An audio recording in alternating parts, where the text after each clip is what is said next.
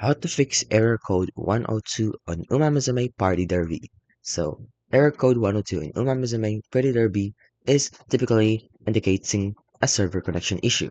While the most common issue cause is server instability, it can also stem from unstable network conditions on the player's end or corrupted data or game data.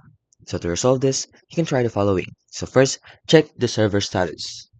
And then check the network issues. So stable connection, ensure you have a stable internet connection, and if using Wi-Fi, try switching to mobile data or vice versa. And then if you're using a VPN, disconnect it before launching the game. And then restart your router. So next thing you want to do is device side troubleshooting. So restart your device, restart your phone or computer, which can typically resolve the temporary software glitches. Then update the game, verify some game files, and clear the cache. And that's how you can fix error code 102 on Omamazame Pretty Derby.